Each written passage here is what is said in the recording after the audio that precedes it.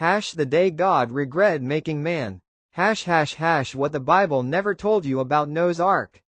Before the flood came, God stood over the earth, looked at everything he had made, and felt something no verse in the Bible prepares you for. Regret, not anger, not disappointment. The actual Hebrew word means his heart was broken, the same word used centuries later when a father grieves a child. God grieved the world he built. And his solution wasn't a warning. It wasn't a plague. It was water, enough to erase almost everything. But here's what almost no retelling tells you. Noah wasn't chosen because he was good. He was chosen because he was the last one left. And the ark he built wasn't a boat with two of every animal walking up a ramp like a children's book. It was a floating tomb the size of a small ocean liner, sealed from the outside, by God himself. With everyone Noah loved trapped inside, listening to the screaming stop, one family at a time. By the end of this story, you'll understand why the flood wasn't really about water. Why the rainbow at the end isn't the comforting symbol you think it is. And why this story, the one we teach to toddlers, is actually the most violent, most morally complicated act God performs in the entire Bible. This is Noah's Ark, what Genesis never told you. Genesis doesn't open the flood story with rain. It opens with a sentence that should stop you cold. The earth was filled with violence, and every inclination of the human heart was only evil, continually. Not occasionally, not mostly, only, and continually. Scholars have spent millennia arguing over one strange detail tucked into this chapter.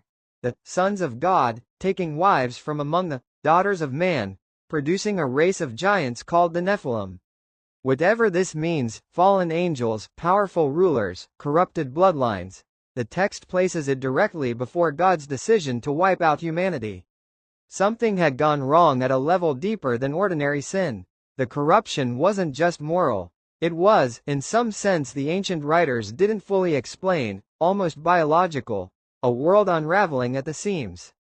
And then comes the line that gets skipped in every children's Bible. The Lord regretted that he had made man on the earth, and it grieved him to his heart. Sit with that. The God who spoke galaxies into existence with a word is described, in the oldest layer of this text, as heartbroken over his own creation. The way you'd feel watching something you built with your hands slowly destroy itself. Out of everyone alive, one name survives the verdict, Noah. But look closely at why. The text doesn't say Noah was righteous compared to some objective moral standard. It says he was righteous in his generation, a phrase many rabbis have read for centuries as almost backhanded. Not, Noah was a saint. Closer to, Noah was the best of a rotten batch. He wasn't sinless. He was simply the last ember still lit in a world gone dark. Here is where most tellings fail you completely. The image of a cheerful wooden boat with a giraffe's neck poking out the top. The dimensions God dictates are staggeringly precise, roughly 450 feet long, 75 feet wide, 45 feet tall.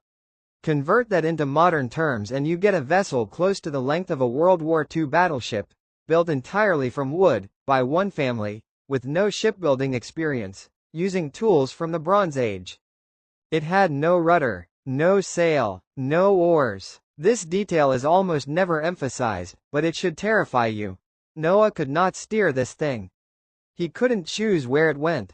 He couldn't fight a current or avoid a storm. The ark was designed purely to survive, not to navigate, which means for over a year, Noah's entire family surrendered every ounce of control to a God who had just proven he was willing to erase almost everyone they had ever known. And then there's the door. Genesis says God himself shut it.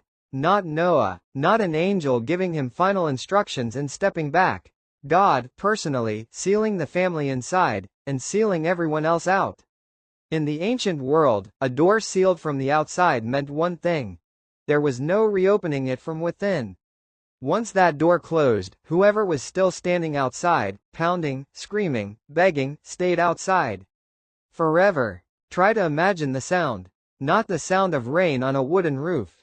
The sound of neighbors. Ask almost anyone how long the flood lasted, and they'll say 40 days. That's true, and also almost meaningless, because 40 days is only how long it rained. The water didn't recede for months. Genesis says the ark came to rest on a mountain after roughly 5 months, and Noah's family didn't set foot on dry land again until over a year had passed from the day the door was sealed.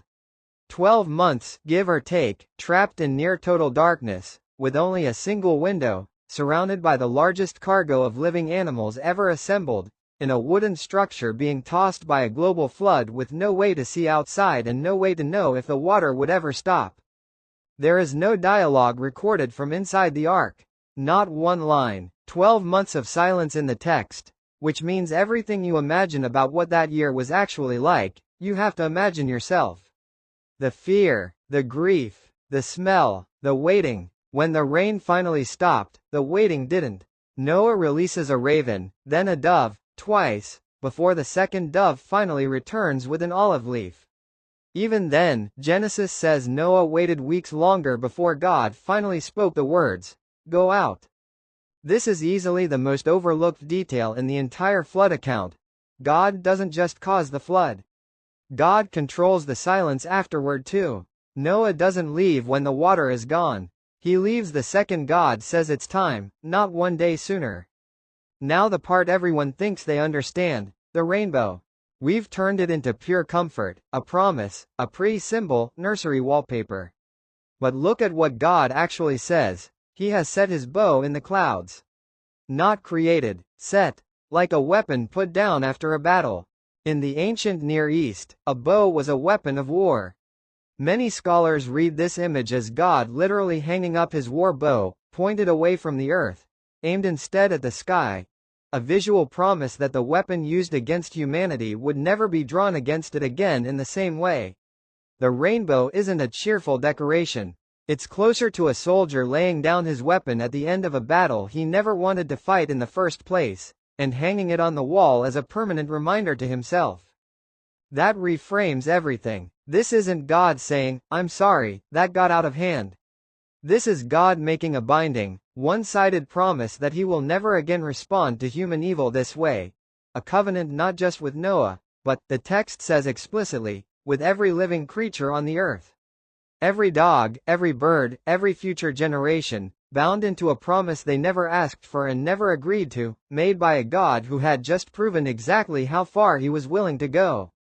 And almost immediately after stepping off the ark, Noah plants a vineyard, gets drunk, and something happens inside his tent so shameful the text refuses to describe it directly, only its aftermath.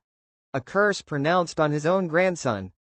The righteous man, who survived the end of the world becomes, within pages, the source of new family wreckage. The flood didn't fix humanity. It just gave it a smaller cast. Here is the question almost no retelling of this story will actually ask out loud. If the flood was meant to wash away corruption, why does corruption show up again in Noah's own tent before the water has even fully dried on the ground? Some ancient rabbis argued the flood was never really about drowning bad people. It was about proving that judgment alone can't fix what's broken in the human heart. Water can erase a civilization. It cannot erase whatever inclination Genesis already told us was there, from youth. That's arguably the real twist ending of this story. God tries the most total solution imaginable. Erase everyone. Start over with the single best family left. And even that isn't enough. The problem was never geographic. It was never generational. It was internal. This is why so many theologians read the flood as a kind of ancient thesis statement for the entire rest of the Bible. Judgment can restrain evil, but only a change of heart can end it. Every covenant that follows, Abraham, Moses, David, builds on the ruins of this realization. The flood isn't the solution to the story. It's the moment the story reveals what the real problem actually is. And that's what makes the rainbow so haunting instead of comforting, once you understand it correctly. It isn't a promise that things will get better. It's a promise that no matter how bad they get again, and Genesis tells us, almost immediately, that they will, God chooses restraint over erasure from now on. Not because humanity earned it. Because he decided it, unilaterally, staring at a wrecked world and a drunk, disgraced survivor, and hanging up the weapon anyway. So the next time you see a rainbow on a nursery wall, or a cartoon ark with a smiling giraffe, remember what actually happened underneath that image. A God who grieved before he judged. A door sealed from the outside. 12 months of silence. A family who survived the end of the world only to fall apart within days of starting over. Noah's Ark was never really a story about a boat. It's a story about how far judgment can go, and how far short it falls of actually fixing the human heart.